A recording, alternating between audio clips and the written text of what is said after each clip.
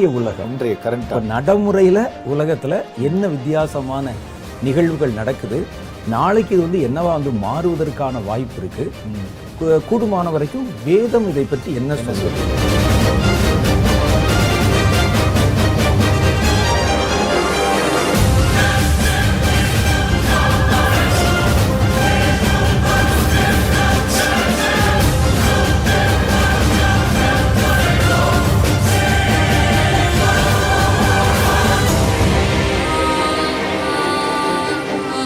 இன்னைக்கு மனிதர்களுடைய மனநிலையில நிறைய ஒரு குழப்பமான, அதுலது பல கேள்விகளால் நிறைந்த ஒரு மனநிலை இன்னைக்கு எல்லாருக்குள்ளே இருக்குது. பல மாற்றங்களுக்கு உண்டான பதில் தெரியல நமக்கு. இது என்னவாகும் தெரியல, நம்முடைய பிள்ளைகளுடைய நிலை என்னாகும் தெரியல.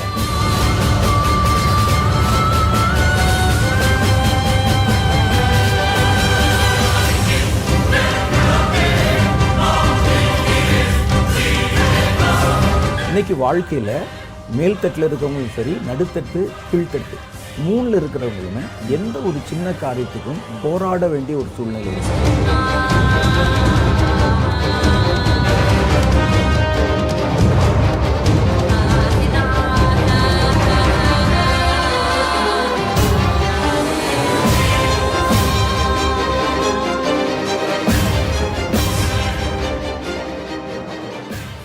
ஆண்டவராகிய இயேசு கிறிஸ்து நாமத்தில் உங்கள் யாவருக்கும் என்னுடைய அன்பின் நல்வாழ்த்துக்கள்.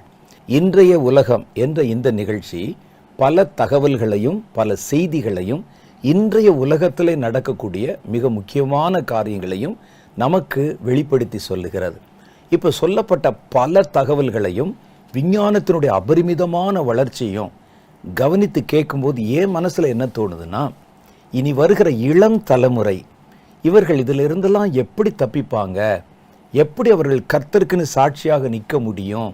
ஏன்னா விஞ்ஞானம் சார்ந்த ஒரு வாழ்க்கைக்கு இன்னைக்கு மனித சமுதாயத்தையே பழக்கப்படுத்திக்கிட்டு இருக்கிறாங்க. விஞ்ஞானம் நீங்கள் நல்லா எடுத்து பார்த்தீங்கன்னா ஏறத்தாழ 80 விழுக்காடு ஒரு மனிதனுடைய வாழ்க்கையில் உபயோகப்படுத்தப்படுகிறது. நீங்கள் பயன்படுத்துகிற எலக்ட்ரிசிட்டியிலிருந்து ஒவ்வொரு காரியமும் விஞ்ஞானத்தோட ஒட்டி இணைந்த ஒரு வாழ்க்கை. இப்போ அதையே இன்னும் அதிகப்படுத்தி நம்முடைய வாழ்க்கையில் 100% விஞ்ஞானத்தால் இயக்கப்படுகிற ஒரு வாழ்க்கை. அந்த நம்பிக்கையை நமக்கு அடுத்தடுத்த தலைமுறைக்கு கடத்தி கொண்டே வருகிறார்கள். நமக்கு முன்னால் இருந்த தலைமுறையினர் விஞ்ஞானத்தினுடைய பயன்பாடு ரொம்ப குறைவாக இருந்தது. அதற்கு முன்னால் இருந்த தலைமுறையினரும் இயற்கையோடு இணைந்த ஒரு வாழ்க்கை வாழ்ந்தாங்க. இது ஒவ்வொரு தலைமுறை தாண்டி தாண்டி வரும்போது இந்த விஞ்ஞானத்தினுடைய ஒரு தாக்கம் மனிதர்களுடைய வாழ்க்கைக்குள்ளே உள் புகுந்து விடுவதை கண்கூடா பார்க்க முடியுது. அதுவும் இந்த கடைசி கால விஞ்ஞானம் என்பது ரொம்ப ஆபத்தானது. இந்த விஞ்ஞானம் மனிதருடைய வசதியை வைத்து மாத்திரமல்ல, வேறொரு பரிமாணத்துக்குள்ளே மனிதர்களை நடத்துவதற்கும் அது உபயோகப்படுத்தப்படுகிறது. அதனால இந்த விஞ்ஞானம் கொஞ்சம் கொஞ்சமாக மனிதர்களுடைய வாழ்க்கையில் 100% கட்டுப்படுத்துவதற்கு தீவிரம் காட்டி கொண்டிருக்கிறது. அதனால தான் நமக்கு பின்வருகிற அடுத்த தலைமுறையினர் விஞ்ஞானத்தினுடைய எல்லா கருத்துக்களையும் ஏற்றுக்கொள்ளாமல், எல்லா பயன்பாடுகளையும் ஏற்றுக்கொள்ளாமல் எதில் கவனமாக இருக்கணும், எதை ஏற்றுக்கொள்ளணும், எதை எந்த அளவுக்கு உபயோகப்படுத்தணும் என்பதை அவர்கள் புரிந்து கொள்ள வேண்டும் என்பதற்கு தான் விஞ்ஞானத்தினுடைய இன்றைய நிலைமையும், நாளைக்கு இந்த விஞ்ஞானம் எப்படி மாறப்போகிறது என்கிற காரியத்தையும் இந்த நிகழ்ச்சியின் மூலமாக உங்களுக்கு சொல்லி கொண்டு வருகிறோம். நீங்கள் பார்க்குறதோட மாத்திரம் இல்லாமல் உங்கள் பிள்ளைகளையும் உட்கார வச்சு பார்க்க வைங்க. ஒருவேளை அது முடியாமல் போனால் நீங்கள் பார்த்துட்டு இதற்கு ஏற்றபடி உங்கள் பிள்ளைகளுக்கு கற்பித்து கொடுங்கள். ஏதோ ஒன்று புதுசாக மார்க்கெட்டில் வருது, ஒரு விஞ்ஞானத்தில் ஒரு புது காரியம் வருது, பிள்ளை கேட்குறான் அப்படிங்கிறதுக்காக ஆசைப்பட்டு ஒரு பொருளை உடனே அவனுக்கு ரெக்கமெண்ட் பண்ணிடாதீங்க, வாங்கி கொடுத்துடாதீங்க. அது என்னவாய் முடியும் என்பதை கொஞ்சம் யோசித்து உங்கள் பிள்ளைகளை பாதுகாக்கிற ஒரு பெரிய பொறுப்பு உங்களுக்கு தான் இருக்குது. அதனால தான் உங்களுக்கு விழிப்புணர்வு கொடுப்பதற்காக இந்த நிகழ்ச்சி விசேஷமாக வடிவமைக்கப்பட்டிருக்கிறது. இந்த துறையில், இது மாதிரியான விஞ்ஞான துறையில் இப்போ என்னென்ன நடக்கிறது என்பதெல்லாவற்றையும் ஆழமாக ஆராய்ந்து பார்த்து பல மணி நேரங்கள் இதற்காகவே செலவழித்து எந்தெந்த நாட்டில் எந்தெந்த இடத்துல விஞ்ஞானத்தினுடைய புது மாற்றம் வருகிறது, அது மனித குலத்தை எப்படி பாதிப்பதற்கு வாய்ப்பு இருக்கிறது என்று ஆராய்ந்து பார்க்கிற அருமையான தேவ மனிதர் ஜேம்ஸ் சிவகுமார் அவர்கள் நம் நடுவில் வந்திருக்கிறாங்க. அவர்கள் இன்னைக்கு நமக்கு என்ன தகவல் சொல்லுகிறார்கள் என்பதை நம்ம கேட்கலாம். வாங்க நிகழ்ச்சிக்குள் போகலாம். Brother, praise the Lord. நீங்கள் இந்த இன்ட்ரோ சொல்லும் போதே உள்ளுக்குள்ளே வந்து எனக்கு உண்மையிலே ஒரு பாரம் வருது. ஏன்னா இப்போ நம்ம பார்க்குற இந்த தலைமுறையில் இப்போ நம்ம ஓரளவுக்கு தெரிஞ்சவங்க நிறையா இருக்கிறாங்க, இன்டெலிஜென்ஸ் பற்றி தெரியுது, இதெல்லாம் ஓகே. ஆனால் இனி வரக்கூடிய நம்மளோட இந்த தலைமுறைகள் வந்து அவங்களுடைய எண்ணங்கள், அவங்க தேடுகிற சில விஷயங்கள் அப்படிலாம் பார்த்தா வேறு மாதிரி இருக்குது. எல்லாமே டெக்னாலஜி பேஸ்டாக தான் இருக்குது. அதனால் அப்படி இருக்கும்போது வந்து டெக்னாலஜியில் இருக்கக்கூடிய ஆபத்துகளை வந்து யார் சொல்லி கொடுக்கறது? நம்ம நிகழ்ச்சியோட மெயினான நோக்கமே கூட அதுதான். டெக்னாலஜி வந்து பயன்படுத்துங்க, அது எந்த லெவலில் பயன்படுத்துங்க அப்படின்னு நம்ம ஒரு வரைமுறை வச்சுக்கோங்க அப்படின்னு சொல்லிட்டு தான் நம்ம கொண்டு வர்றோம். அதில் வரக்கூடிய ஆபத்துகள் தான் நம்ம வந்து மெயினாக எம்ஃபசைஸ் பண்ணி ஃபோக்கஸ் பண்ணுறோம். அந்த பிள்ளைகளுக்கு சொல்லிக் கொடுக்க வேண்டிய மிகப்பெரிய ஒரு பொறுப்பு வந்து பெற்றோர்களுக்கு வந்து கண்டிப்பாக இருக்குது. அதே மாதிரி நம்ம சபைக்கு போகிறோம், பல காரியங்களை சொல்லிக் கொடுக்குறாங்க, நல்லது. அதே மாதிரி பெற்றோர்களாக எப்படி நம்ம பாஸ்டர்ஸ் நமக்கு சொல்லிக் கொடுக்குறாங்க ஆவிக்குரிய காரியங்கள், இந்த மாதிரி பெற்றோர்கள் வந்து இன்னைக்கு காலகட்டத்தில் டெக்னாலஜி என்ன நடக்குது, அவங்களுக்கு என்ன பிரச்சனை, காலேஜ்லேயோ ஸ்கூல்லையோ என்ன பிரச்சனை, அவங்க சந்திக்கக்கூடிய ப்ராப்ளம்ஸ்லாம் என்ன, எல்லாமே அனலைஸ் பண்ணி ஒரு நல்ல ஒரு ஃப்ரெண்டு மாதிரி இருந்து அவங்கள வழி நடத்தினா தான் அவங்க வந்து இப்போ இருக்கிறதுல தப்பிக்க முடியும். பொதுவாகவே பார்த்தீங்கன்னா ஒரு நிகழ்ச்சி நம்ம பண்ணும்போது ஒரு வசனத்தை எடுத்து பிரசங்கம் பண்ணிட்டு போயிடலாம், அது ரொம்ப சுலபம். வந்து ஏதாவது ஒரு வார்த்தை எடுத்து அவங்களை என்கரேஜ் பண்ண மாதிரி சொல்லிட்டு போயிடலாம். ஆனால் நடைமுறையில் இவர்கள் சந்திப்பதற்கு பல பயங்கரங்கள் இருக்கு. அதனால இவங்களை என்ன செய்யறோம்னா இந்த நடைமுறை உலகத்திலையும் என்ன நடக்கிறது அப்படிங்கிற விழிப்புணர்வு கொடுக்கணும் தான் இந்த ஒரு விசேஷித்த ஒரு நிகழ்ச்சியை வச்சிருக்கிறோம். அதற்கு நீங்க பல மணி நேரங்கள் செலவழிக்கிறீங்கிறது, நீங்கள் வந்து எடுத்துக்கொண்டு வருகிற தகவல்கள், நீங்க வந்து பார்த்துட்டு வர தகவல்கள் ரொம்ப அரிதான பல புதிய தகவல்கள், அதை நம்ம தெரிந்து கொள்ளுகிறோம். சிலர் ஒருவேளை மாற்று கருத்து வச்சிருக்கலாம், இதுல வந்து ஆண்டவரை பத்தி பேசாம விஞ்ஞானத்தை பத்தி பேசுறாங்களே அப்படின்னு. கர்த்தரை பற்றி பேசுகிறோம், கர்த்தரை பற்றி பேசுவதற்கு பல சேனல்கள் இருக்குது, நம்ம நிகழ்ச்சியிலுமே பல நிகழ்ச்சிகள் இருக்குது. ஆனால் நடைமுறையில் ப்ராக்டிக்கல் லைஃப்னு ஒன்று இருக்கே, அந்த லைஃப்பில் நம்ம அனுதினம் சந்திக்கக்கூடிய காரியங்கள் இருக்குது. வேதத்தில் சொல்லும்போது சபையாருக்கு சொல்லும்போது சொல்றாங்க, சாத்தானுடைய தந்திரங்கள் நாம் அறியாதன அல்லவே அப்படிங்கிறாங்க. அப்ப அந்த காலத்து சபையில கர்த்தரை பத்தி சொல்லி தந்த மாதிரியே சாத்தானுடைய தந்திரங்களை பத்தி சொல்லி கொடுத்துருக்காங்க. சாத்தான் இப்படி வருவான், இப்படி வஞ்சிப்பான், இப்படி ஏமாற்றுவான், அவனுக்கு நீங்க இடம் கொடுத்தா என்ன நடக்கும், இதெல்லாம் கற்பிச்சிருக்கிறாங்க. ஆனா இன்றைக்கு நம்ம கர்த்தரை கற்பிக்கிற அதே நேரத்துல பிராக்டிக்கல் லைஃப்ல தேவ பிள்ளைகளின் விசுவாசத்தை வழித்தப்ப பண்ண போகிற காரியங்கள் என்னென்ன அப்படிங்கிற ஒரு அவேர்னஸ், ஒரு விழிப்புணர்வை நம்ம கொடுக்கணும். கண்டிப்பா இதை நல்லா நம்ம ஆராய்ஞ்சு பார்த்தா இந்த விஞ்ஞானத்தை கொண்டு, ஏன்னா வேறு மத கருத்துக்கள் மாதிரியோ அல்லது வேற மாதிரி காரியங்களை கொண்டு வந்து சாத்தான் செஞ்ச ஒரு காலம் இருக்கு. கொண்டு வந்து ஒரு விக்கிரகத்தையோ அல்லது வேற நம்பிக்கைகளையோ டைவர்ட் பண்ணி செஞ்சான். ஆனா அதை விட ஜனங்கள் ஈஸியா நம்பக்கூடியதும் இதுதான் உண்மை என்று சொல்லக்கூடியதுமான காரியம் அப்படி இருக்குன்னா விஞ்ஞானம். ஒரு கடவுளை பத்தி சொன்னா கூட அது விஞ்ஞானத்தினால் நிரூபிக்கப்பட்டிருக்கான்னு கேட்பான். அப்படித்தானே சொல்றாங்க, சயின்டிபிக்கா ப்ரூஃப் இருக்கா அப்படின்னு கேட்பான். அப்ப கடவுளை விட சயின்ஸை தான் நம்புகிற உலகம் இன்னைக்கு. அப்ப இந்த விஞ்ஞானத்தை பயன்படுத்தி கடவுளிடத்திலிருந்து மனிதனை பிரித்து விட சுலபம் அப்படிங்கிறதுனால சாத்தானுடைய கவனம் இப்போ விஞ்ஞானத்துக்குள்ளே போயிருக்கு. அதை லாஜிக்கா கொண்டு வந்துடலாம், பல புதிய காரியங்களை. அப்ப இதை குறித்த ஒரு விழிப்புணர்வை கொடுக்கணுங்கிறதா நம்ம நோக்கம். கண்டிப்பா அதுவும் நம்ம அடுத்த தலைமுறையினர். ஏன்னா இந்த அடுத்த தலைமுறையினருடைய மோகம் விஞ்ஞான பொருள்கள் மேலதான் அதிகமாக இருக்கிறது. எப்ப என்ன கேட்ஜெட்ஸ் வருது, என்ன ரிலீஸ் ஆகுது பாக்குறாங்க. அது பெரிய ஒரு ஆச்சரியம்னு கேட்டா, ஒரு சின்ன குழந்தை கூட, 6 மாச குழந்தை கூட ஒரு பொம்மையை போட்டு பக்கத்துல ஒரு செல்போனை போட்டீங்கன்னா செல்போனை தான் எடுக்குது இப்போ. அதுவே அன்லாக் பண்ணுது. குழந்தைகள் அதையே வந்து பாக்குறாங்க, நிகழ்ச்சிகளை பாக்குறாங்க, நிகழ்ச்சிக்குள்ள போறாங்க, அவங்க பிடிச்ச மியூசிக் கேட்கிறாங்க, சின்ன வயசுல இருந்தே படித்து கொண்டு வருகிறார்கள். அப்ப இந்த விஞ்ஞானத்துறையில இருக்கக்கூடிய காரியங்கள் மேல ஒரு மோகம் இளைய தலைமுறைக்கு பெருகுது. அது வரும்போது தங்களை அறியாமலே பல கண்ணிகளுக்குள்ள ஒரு சிக்கிக்கொள்ள வாய்ப்பு இருக்கு. அதனாலதான் இந்த நிகழ்ச்சியை நம்ம கொண்டு வரோம். கண்டிப்பா. அப்ப மெல்ல மெல்ல வாழ்க்கையினுடைய முக்கியமான பகுதிகளுக்குள்ளே வந்த விஞ்ஞானம் இன்னைக்கு மத நம்பிக்கைகளுக்குள்ளும் வர ஆரம்பிச்சிருக்கு. அதை பத்தி தான் நம்ம பேசணும். ஒரு கடவுள் மாதிரி ஒரு பிம்பத்தை உருவாக்கலாம், அதை வந்து பேச வைக்கலாம், நமக்கு வேண்டிய தகவல்களை கொடுக்க வைக்கலாம், அதை கடவுளுடைய ஸ்தானத்துல நிறுத்த வைக்கலாம். ஒரு காலத்துல கடவுளுடைய ஸ்தானத்துல நிறுத்த வைப்பதற்கு அவர்கள் சிலைகளை பயன்படுத்தினாங்க. இன்னைக்கு இந்த மாதிரியான பிம்பங்களை பயன்படுத்தினா அது சுலபமாக இருக்கும். ஒரு மேக்சிமம் அது வந்து சரியான தகவல்களையும் கொடுக்கக்கூடியதாக அது வந்து பதிவேற்றம் பண்ணப்பட்டிருக்கு. Correct correct. அப்ப இதை கொண்டு வரும்போது கடவுளுக்கு மாற்றாக வெகு ஜனங்கள் ஏற்றுக்கொள்ள செய்யலாம். அதை பற்றி நம்ம பேசுறோம். ஆமா. நான் இடையில வந்து ஒரு செய்தி படிச்சேன். சொல்லுங்க. அது உண்மையா அப்படின்னு எனக்கு தெரியல.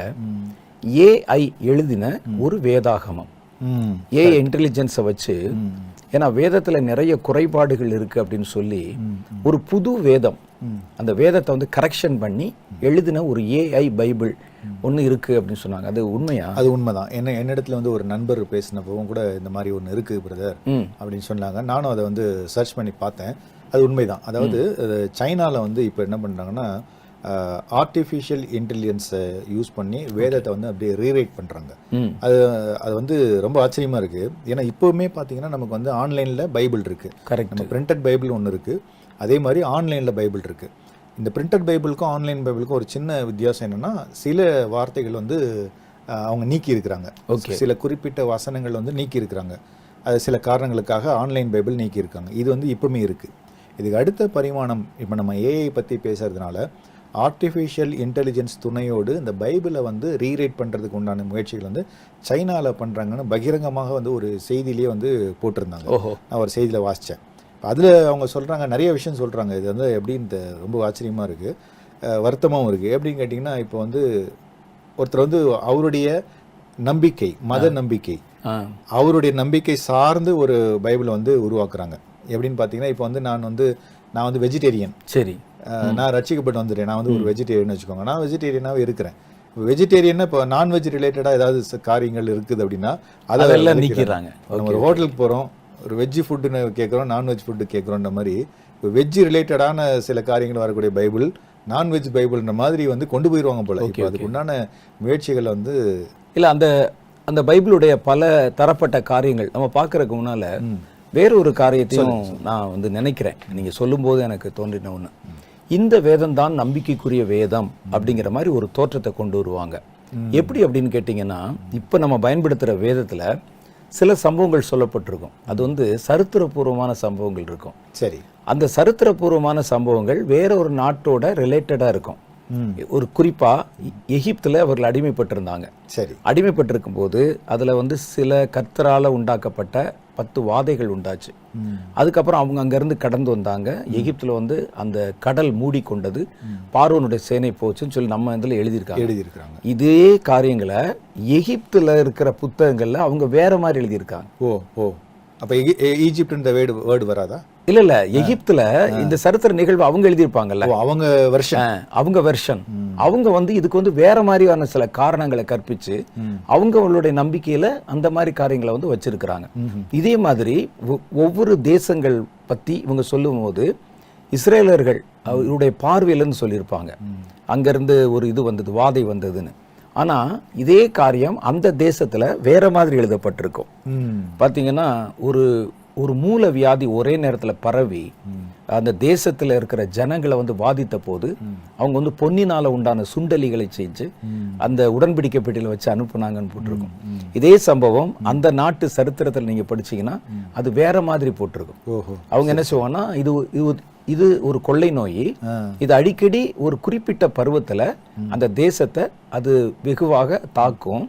அந்த வியாதி வர நேரத்துல நிறைய மரண சேதங்கள் உண்டாகும். இந்த மாதிரி நேரத்துல இஸ்ரவேல் ஜனங்கள் இதுக்குள்ள போகும்போது இதுக்கு மாற்றா நீங்க இப்படி செஞ்சு வச்சீங்கன்னா சரியா போகும்னு ஒரு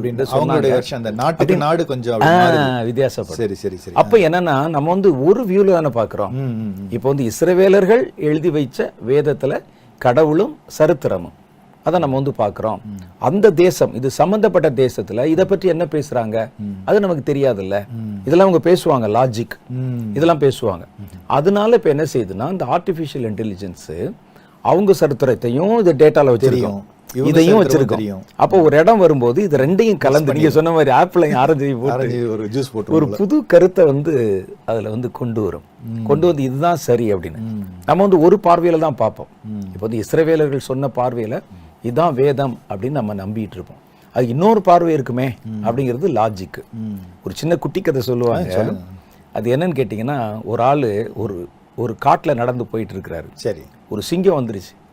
சிங்கம் வந்து அவரை பிடிக்க வரும்போது இவர் சொல்ல, ஏய் என்கிட்ட இதெல்லாம் வச்சுக்கிறாத, நாங்கள் தான் உன்னை விட பெரிய பலசாலி அப்படின்னு சொல்கிறாங்க. இதுக்கு உடனே ஆச்சரியம் போச்சு, ஏன்னா இவ்வளோ தைரியமாக நின்று பேசுகிறானே, உண்மையிலே பலசாலியாக இருப்பானோன்னு. நீ எப்படி சொல்கிற அதை பற்றி அப்படின்னு கேட்கு. நீ வான்னு சொல்லி கூட்டிகிட்டே போகிறான். கூட்டிகிட்டு போய் காட்டினுடைய எட்ஜில் ஒரு நகரம் வர்ற சரி ஒரு இடத்துல ஒரு பெரிய ஒரு ஸ்டாச்சு இருக்கு. அந்த ஸ்டாச்சுல பாத்தீங்கன்னா ஒரு ஆளு சிங்கத்தை கீழே போட்டு மிதிச்சு மேல வந்து ஒரு ஈட்டியை குத்தி இருக்க மாதிரி ஒரு சிலை இருக்கு. பாத்தியா, அது யாரு பெரியவர்கள் பாத்தியா அப்படின்னு கேட்கிறான். அப்ப அதுக்கு சிங்கம் சொல்லிச்சான், எங்களுக்கு சிலை செய்ய தெரியாதுன்னு. என்ன சிலை செய்ய தெரிந்தா நான் வந்து மனிதர்கள் அடிக்கிற மாதிரி ஒரு சிலை கொடுத்துருப்பேன். அப்ப அதனால இதை வந்து லாஜிக்கா சொல்லி என்ன செய்வாங்கன்னா, இது ஒரு பார்வையில தானே சொல்லப்பட்டது, அப்ப இவங்க வந்து எல்லாத்துலேயும் வந்து முந்தி போனவர்கள் அப்படி மாதிரிலாம் இருக்கு அப்படின்னு. அப்ப இந்த இதுல ஆர்டிஃபிஷியல் இன்டெலிஜென்ஸ்ல பல தேசத்துடைய சரித்திரமும் அங்க எழுதப்பட்ட புத்தகங்கள் எல்லாமே டேட்டாஸ்ல இருக்கும். இது ரெண்டையும் எடுத்து போட்டு பார்த்து நடுநிலையா ஒரு காரியத்தை ஒரு மையமா ஒரு மத்தியமா சொல்லி ஒரு புதிய வேதத்தை உருவாக்கும். அப்ப ஜனங்கள் இதை படிச்ச உடனே அதுக்கு ஒரு குரூப் இருப்பாங்க. கரெக்ட். அவங்க பார்த்தோன்னே இது வந்து புதுமையா இருக்கு, அப்ப இதுதான் வந்து சரியான வேதம், அது வந்து ஒரு சார்புடைய வேதம் அப்படின்னு இந்த வேதத்தை நிராகரிப்பதற்கு ஒரு வாய்ப்பு இருக்கு, அதிகமாக வாய்ப்பு இருக்கு. இந்த ஆர்டிஃபிஷியல் இன்டெலிஜென்ஸ் மூலம் கொடுக்கப்படுகிற வேதம் தான் உண்மை, விஞ்ஞானத்தினால அது வந்து உறுதிப்படுத்தப்பட்ட ஒரு வேதம். இது வந்து ஒரு சார்புடைய வேதம்.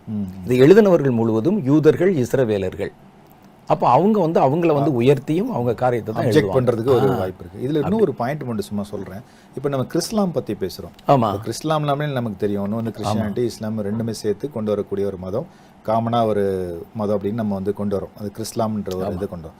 இதுவுமே ஆர்டிஃபிஷியல் இன்டெலிஜென்ஸ் மாதிரி தானே. ஆமா, பாத்தீங்கன்னா இவங்க கிறிஸ்டியானிட்டி ஃபாலோ பண்ணக்கூடிய ஒரு பைபிள் இருக்கும், அவங்க ஃபாலோ பண்ணக்கூடிய ஒரு புத்தகம் இருக்கு, குரான் இருக்கு. இது ரெண்டையும் இணைத்து நீங்க சொல்ற மாதிரி இப்போ ஜீசஸ்ன்ற வார்த்தை தானே அவங்களுக்கு பிரச்சனை. அப்போ அதை மட்டும் ரிமூவ் பண்ணிட்டு நம்ம ஒரு பைபிள் கொண்டு வருவோம்னு சொல்லும் போது நிச்சயமா இதை சப்போர்ட் பண்றதுக்குன்னு நம்ம ஆர்டிஃபிஷியல் இன்டெலிஜென்ஸ் மூலமாக பல விஷயங்களை கொண்டு வரலாம். எப்படி இவங்க இந்த பைபிளை புதுசாக ரீரைட் பண்ணி கொண்டு வராங்களோ அதே மாதிரி இந்த கிறிஸ்லாம்லாம் ப்ரொமோட் பண்றதுக்கு வழி தப்ப பண்றதுக்கு இந்த டெக்னாலஜி வாய்ப்புகளா இருக்கும். அது வந்து இஸ்லாமியர்களையும் வழி தப்ப பண்ணிரும், கிறிஸ்தவர்களையும் வழி தப்ப பண்ணிரும். கரெக்ட், அதை நம்பினோம்னா. ஆமா, அந்த மாதிரி ஒரு வாய்ப்பு இருக்கு. இல்ல எல்லாவற்றுக்கும் மேல வந்து இது வந்து முதல் கட்டமா செய்வாங்க. ஒன்னு கிறிஸ்டியானிட்டிக்குள்ள அந்த ஹோலி பைபிள் வந்து குறை உள்ளது, அதுல நிறைய காரியங்கள்ல வந்து லிங்க் இல்ல, சில காரியங்கள் வந்து தவறாக சொல்லப்பட்டிருக்கிறது, அதை ஒட்டின சமகால சரித்திரத்துல படிச்சு அங்க வேற சொல்லப்பட்டிருக்கு அப்படிங்கிற மாதிரி சில சம்பவங்களை எல்லாம் காமிச்சு நாங்க வந்து ஒரு குறையில்லாத வேதாமத்தை விஞ்ஞானத்தின் உதவியோடு எழுதி இருக்கிறோம் சொன்ன உடனே நிறைய பேருடைய நம்பிக்கை, நிறைய பேருடைய கவனம் அதுல போகும். இது ஃபர்ஸ்ட் ரவுண்டு. ரெண்டாவது என்ன சொல்லுவாங்கன்னா, சமயங்கள்ல கர்த்தர் நம்முடைய முற்பிதாக்களுக்கு வெளிப்படுத்தினார்னு சொல்லும்போது இஸ்ரவேலர்களுக்கு மாத்திரம் இல்ல, அவர் பல தேசத்தாருக்கும் நிறைய காரியங்கள் வெளிப்படுத்தி இருக்காரு. அதை வந்து அவங்க தங்களுடைய மத நம்பிக்கையா சொல்லியிருக்கிறாங்கன்னு எல்லாவற்றையும் இணைத்து இதோட கொண்டு வந்து ஒரு பொது மதமாக அந்த ஆர்டிஃபிஷியல் இன்டெலிஜென்ஸ் வந்து ஒரு பொது மதத்தையும் ஒரு பொது மறை வேதம் அந்த வேதத்தையும் கொண்டு வருவதற்கு இதன் மூலம் வாய்ப்பு இருக்கும்னு நான் நினைக்கிறேன். நிறைய வாய்ப்பு இருக்கு. ஏன்னா நமக்குடைய சப்போர்ட்டிங் டேட்டா, இதனுடைய பாஸ்ட் ஹிஸ்டரி, ஆர்டிஃபிஷியல் இன்டெலிஜென்ஸ் எப்படி செயல்படும் அப்படின்லாம் பார்க்கும்போது அதுவே வந்து தன்னிச்சையாக டெசிஷன் எடுக்கக்கூடியது. அதுவே அல்காரிதம் வச்சிருக்கிற அல்காரிதம் மூலம் எல்லா ப்ராபபிலிட்டி கொண்டு வந்து ஒரு சென்ட்ரலைஸ்டா இந்த ஜெனரேட்டிவ் ஏஐலாம் படிச்சோம், அது கொண்டு வரக்கூடிய அதனுடைய எபிலிட்டி இருக்கு. சரி, அந்த கேஸ்ல பார்க்கும்போது நீங்க சொல்ற மாதிரி எல்லா வேதத்தையும் இணைத்து இதுதான் பொதுவான ஒரு மதம், பொதுவான ஒரு வேதம் அப்படின்னு சொல்லி அவங்களே ஒரு வேதத்தை கொண்டு வர்றதுக்கு 100% வந்து இந்த டெக்னாலஜி மூலமா வாய்ப்பு இல்லை. பொதுவாகவே இப்போ வந்து எக்யூமெனிக்கல் மூவ்மெண்ட்னு ஒன்று இருக்கு. அவங்க வந்து என்ன செய்வாங்கன்னா எல்லா பொது வேதங்கள்ல இருந்தும் எல்லாவற்றையும் எடுத்து அதுல இருக்கிற கருத்துக்களை கொண்டு வராங்க. எப்படி வந்து கிறிஸ்தவ வேதத்துல குறைகள் இருக்குன்னு இப்ப சொல்றாங்களோ அது மாதிரி எல்லா வேதத்திலையும் சில குறைகள் இருக்கும். சில காரியங்களை வந்து என்ன செய்வாங்கன்னா மனிதர்களுக்கு அந்த நாட்கள்ல இருக்கிறவங்களுக்கு புரியறதுக்காக இல்லஸ்ட்ரேஷன்ஸ் மாதிரி ஒரு சின்ன ஓமை மாதிரி இப்படிலாம் சொல்லியிருக்கிறாங்கலாம் சொல்றாங்க நிறைய. அப்ப எல்லா மதத்திலையும் சின்ன சின்ன குறைகள் இருக்கு.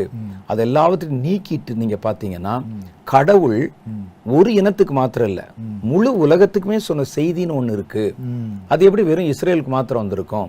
அப்ப இஸ்ரவேலர்கள் வந்து வாழ்ந்து கர்த்தருடைய வேதம் மற்ற தேசத்துக்கு பரவுவதற்கு முன்னால, புதிய ஏற்பாட்டு காலம் வர்றதுக்கு முன்னால மற்ற தேசங்கள்ல வாழ்ந்தவங்க இருக்காங்களா பழைய ஏற்பாட்டுக்கு, அவங்கெல்லாம் என்னன்னாங்க, இப்போ அவங்களுக்கெல்லாம் கடவுளுக்கும் அவங்களுக்கு தொடர்பு இல்லையா, இவர்களுக்கு மாத்திரம்தான் தொடர்பா, எப்படி மாதிரி சில லாஜிக்கா சில கேள்விகளை எழுப்ப முடியும். ஒரு வசனம் இருக்கு, நம்முடைய முற்பிதாக்களுக்கு பங்கு பங்காகவும் வகை வகையாகவும் தன்னை வெளிப்படுத்தின தேவன் அப்படின்னு இருக்கு. அப்படிங்கும்போது அவங்க என்ன சொல்றாங்கன்னா, உலகம் முழுவதிலும் ஜனங்களுக்கு பங்கு பங்காகவும் வகை வகையாகவும் இனமா ஒரு ஜனமா கர்த்தர் அங்கங்க தன்னை வந்து வெளிப்படுத்தி இருக்கிறார். அது ஒட்டு மொத்தமா அதுல சொல்லப்பட்டிருக்கிற நன்மையான காரியங்கள் எல்லாம் சேர்த்து பார்த்தா ஒட்டுமொத்த உலகத்துக்குமே கர்த்தர் நிறைய செய்திகளை அனுப்பி இருக்கிறாரு. அது எல்லாத்தையும் சேர்த்தா தான் ஒரு முழு வேதம் வரும் அப்படிங்கிறது அந்த எக்யூமெனிக்கல் மூமெண்டாருடைய நம்பிக்கை. கண்டிப்பா அத இந்த ஆர்டிஃபிஷியல் இன்டெலிஜென்ஸ் மூலம் நடைமுறைப்படுத்தும் போது, அதை கொண்டு வரும்போது விஞ்ஞானம் சொல்லிச்சுன்னா எல்லாரும் அக்செப்ட் பண்ணிடுவாங்க. ஓகே, மாற்று கருத்து இல்ல அந்த மாதிரி கொண்டு வந்துருவாங்க. இப்பவுமே நீங்க பாருங்களேன், ஒரு சாத்தான் இருக்கு, ஒரு ஆளுக்கு பேய் பிடிக்குது, ஒரு ஆவியை பார்த்தேன், ஒரு தரிசனம் பார்த்தேன், கடவுள் இருக்கிறார் என்ன சொன்னாலும் அது விஞ்ஞானத்தால் நிரூபிக்கப்பட்டிருக்கான்னு கேட்போம். என்ன ப்ரூஃப், என்ன ப்ரூஃப்னு கேட்போம். அப்ப விஞ்ஞானத்தினால் நிரூபிக்கப்படுறதா உண்மைன்னும் அது வந்து ஆன்மீகமோ ஆவிக்குரிய காரியமோ பொய்ங்கிற மாதிரி ஒரு தோற்றத்தை பல காலமாகவே கொண்டாந்துட்டாங்க. விஞ்ஞானம் உலகத்துக்கு அறிமுகப்படுத்தப்பட்ட காலத்திலிருந்து விஞ்ஞானம் சொன்னா தான் உண்மை, விஞ்ஞானம் தான் உண்மை, விஞ்ஞானத்தினால் அது நிரூபிக்கப்பட்டால் அதை நம்பலாம், இல்லாட்டி நம்ப கூடாது அப்படிங்கிற மாதிரி ஒரு தோற்றத்தை கொண்டாந்துட்டாங்கல்ல, சர்டிபிகேஷன் அப்படி கொண்டாந்துட்டாங்கல்ல. இப்ப என்னன்னா இந்த விஞ்ஞானமே சொல்லுது, விஞ்ஞானமே இதுதாங்க சொல்லுது அப்படின்னு சொல்லும்போது எல்லாருடைய கவனமும் அதுல போயிடும். அதுல குறிப்பா யாரு முன்னணியில் இருப்பான்னா அந்த கிறிஸ்தவ ஊழியர்கள், அந்த பாஸ்டர்ஸ் வழி நடத்துறவங்க இருக்காங்க பாருங்க, இவங்களுக்கு தான் அந்த மாதிரி புதுசா ஏதாவது கிடைச்சிச்சுன்னா வச்சு ஆரம்பிச்சிருவாங்க, ப்ரமோட் பண்ணிடுவாங்க. அப்ப இந்த பயங்கரம் அது வேணா நீங்க வந்து இதுல போட்டு பாருங்களேன், அந்த ஏஐல போட்டு பாருங்களேன், அப்படிதான் போட்டு அப்படிமா. அப்ப அது வர்றதுக்கு வாய்ப்பு இருக்குல்ல. அப்ப அதனுடைய ஒரு முன்னோடியாகத்தான் முதல்ல வேதம் திருத்தப்படுது. வேதம் ஒரு மனிதர்களால திருத்தப்பட்டா அது வந்து சந்தேகத்துக்கும் பல கேள்விகளுக்கும் உள்ளாகும். விஞ்ஞானத்தினால திருத்தப்பட்டா அதை ஏற்றுக்கொள்ள தவிர வேற வழி இல்லை அநேகருக்கு. அது வந்து விசுவாசிக்கிறவங்களுக்கு இல்ல, சாதாரணமா அந்த மாதிரி அந்த உலக காரியங்களோட வந்து ஒட்டி இருக்கிறாங்கல்ல, அவங்களுக்கு இது அதுதான் வந்து தேவைப்படும். ஆமா ஆமா. இல்ல ஒரு விஷயம், அதாவது இப்ப நம்ம வேதத்துல கடைசி அவங்க சொல்லி முடிக்கும் போது வந்து இதுதான் ஃபைனல், இதுக்கு மேல வந்து ஒரு எழுத்தோ நீங்க உறுப்போ வந்து மாற்றக்கூடாது அப்படின்னு தெளிவா இருக்கு. அதை மாற்றி தான் இவங்க வந்து அப்போ புதுசா ஒரு மதமும் புதுசா ஒரு வேதமும் இந்த டெக்னாலஜி யூஸ் பண்ணி கொண்டு வர்றது தான் நமக்கு தெரியுது. இப்போ சாத்தானுடைய கண்ணிகளில் வந்து பல விஷயங்கள் நம்ம பேசியிருக்கோம். ஒன்று பாவத்தை வச்சு ஆண்டவரிடத்துலேருந்து பிரிக்கிறது ஒரு விஷயம், டெக்னாலஜியை வச்சு பிரிக்கிறது ஒரு விஷயம், மதத்தை வச்சு வழி விலக பண்ணுறது இன்னொரு விஷயம், அதில் ஹைலைட்டாக வேதத்தை வந்து வச்சு அதான் அதுல நீங்க சொன்ன இந்த தகவல் வந்து ரொம்ப பயங்கரமா இருந்தது. எப்படின்னு கேட்டா ஒவ்வொரு தரப்பினருக்கும் ஒரு வேதம். இப்ப நான் வந்து ஒரு வெஜிடேரியன்னா அந்த வெஜிடேரியன் அந்த காரியங்களை வந்து உற்சாகப்படுத்தக்கூடிய, அதுக்கு சப்போர்ட் பண்ணக்கூடிய ஒரு வேதம் அப்படி. அப்ப அத மாதிரி நான்வெஜ் சாப்பிட்றவங்கன்னா அந்த வசனங்கள்லாம் அதுல இருக்கும் அவங்களுக்கு.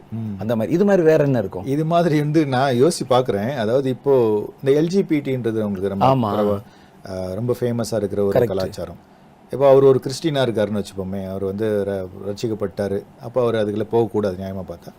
அப்போது எல்ஜிபிடியே இருக்கிறவங்க இருப்பாங்கல்ல, அவங்க வந்து எனக்கு வந்து ஜீசஸை பிடிக்குதுங்க, ஆனால் நான் எல்ஜிபிடி தான், ஜீசஸ் எனக்கு பிடிக்குதுன்னா அப்போ நான் ஏன் இந்த பைபிளை ஃபாலோ பண்ணால் இது அது ஒத்துக்கல, அகேன்ஸ்டாக போட்டிருப்பாங்க. அப்போது இவங்க என்ன பண்ணாங்கன்னா, எனக்கு எது பிடிக்குதோ, எனக்கு எது என்னுடைய நம்பிக்கை என்னவோ, எனக்கு எது பிடிக்குதோ அதுக்கு தகுந்த மாதிரி ஒரிஜினல் வேதத்தை வந்து கஸ்டமைஸ் பண்ணிக்கிறாங்க.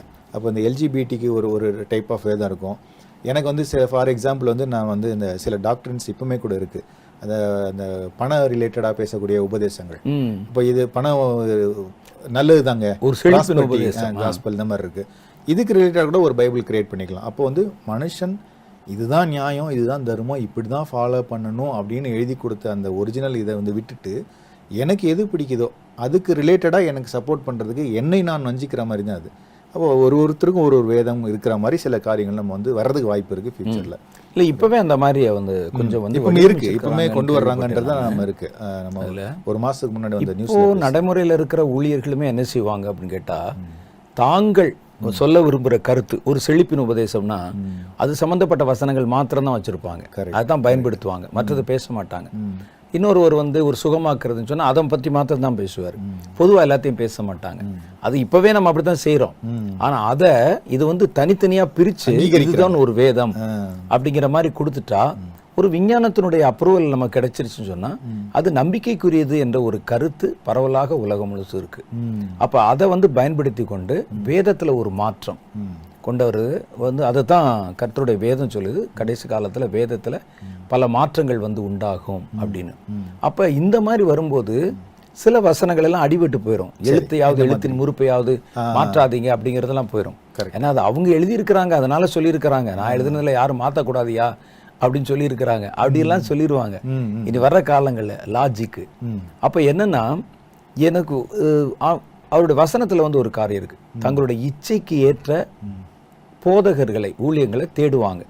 இப்ப நான் வந்து எதை விரும்புறேனோ அதை வந்து ஆதரிச்சு பேசுறவரை தேடுவாங்க. சரி, ஏன்னா எனக்கு வந்து பணம் வேணும், பண ஆசை இருக்கு.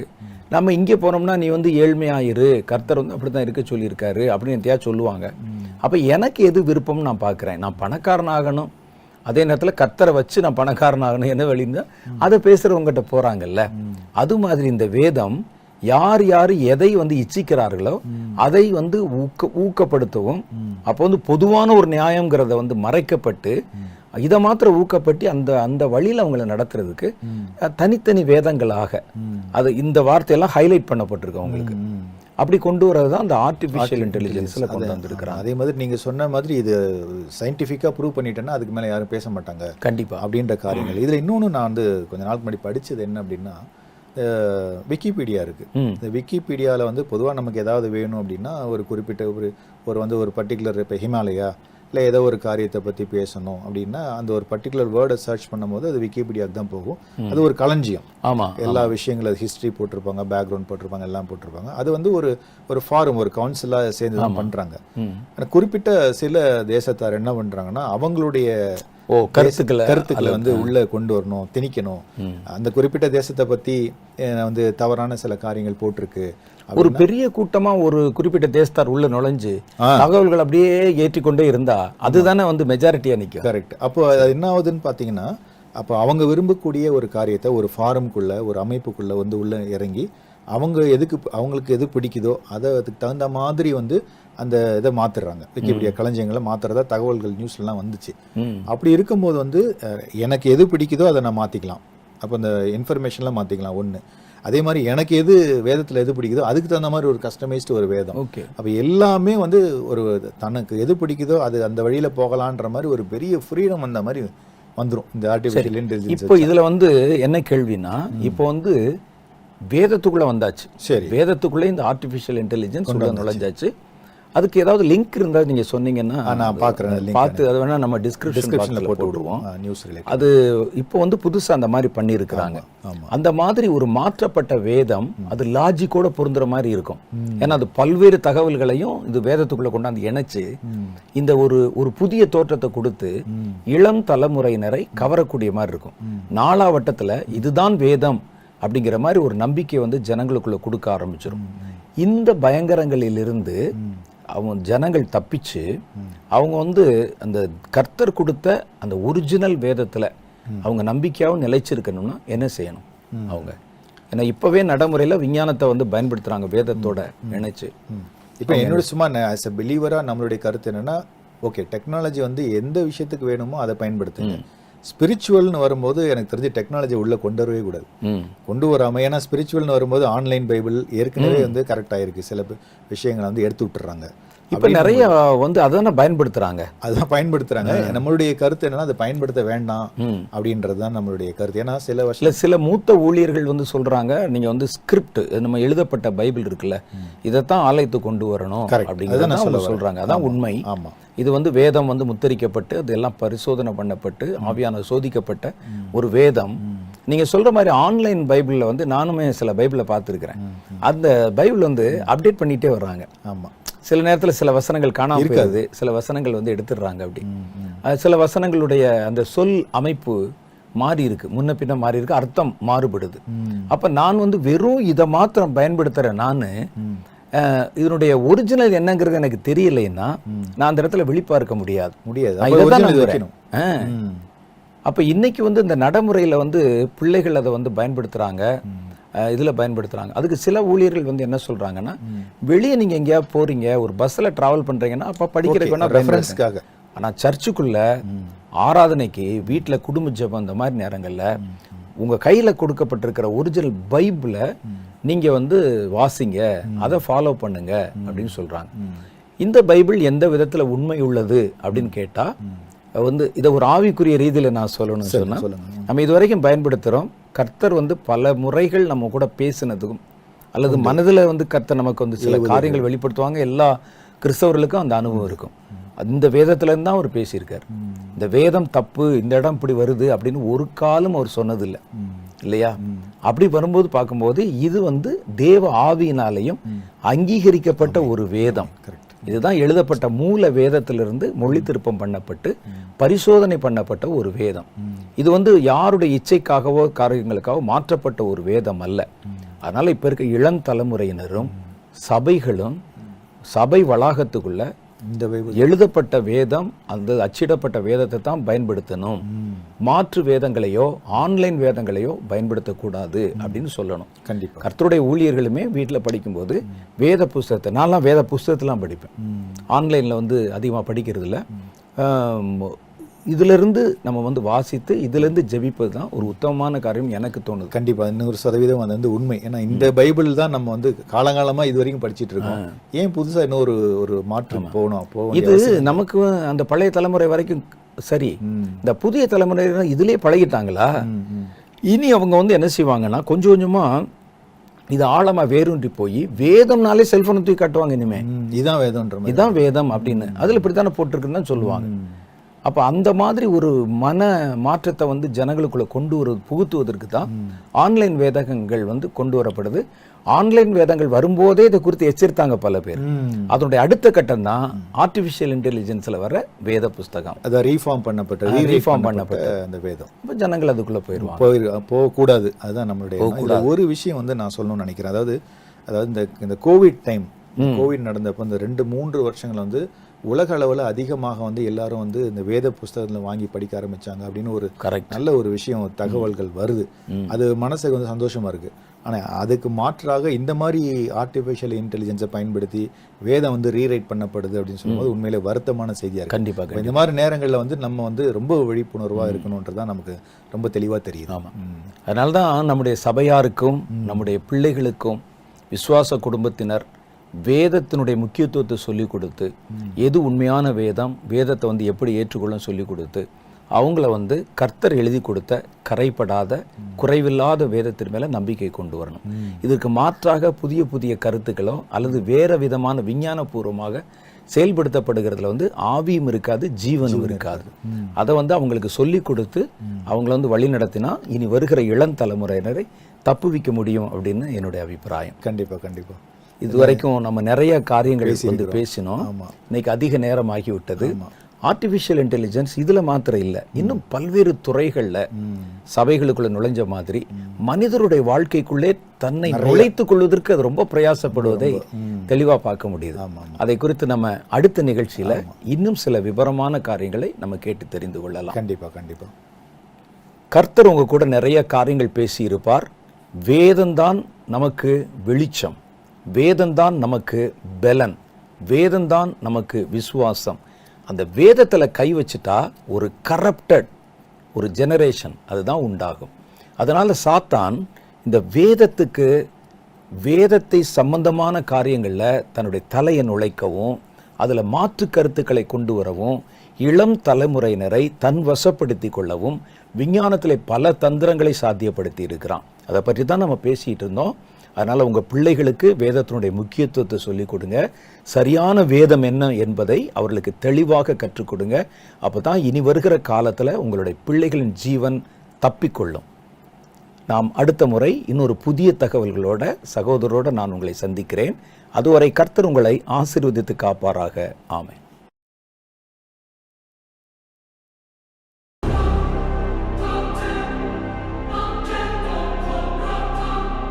ஒரு உலகத்தையே உண்டாக்கின வார்த்தை ஒரு புஸ்தகமாக நம் நடுவிலே நம் கையிலே கொடுக்கப்பட்டிருக்கும் போது அதை பயன்படுத்துகிறவர்களை அது எவ்விதமெல்லாம் உருவாக்கும் என்பதை நீங்கள் யோசிச்சு பார்க்கணும்.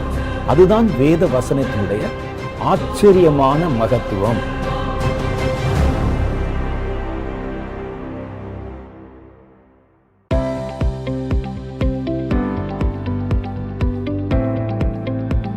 சகோதரர் வின்சென்ட் செலுக்மார் அவர்களுடைய செய்திகளை தொடர்ந்து கேட்கவும் பார்க்கவும் சகோதரர் வின்சென்ட் செலுக்மார் அவர்களின் யூடியூப் சேனலை சப்ஸ்கிரைப் செய்து கொண்டு பெல் ஐகானை கிளிக் செய்து கொள்ளுங்கள்.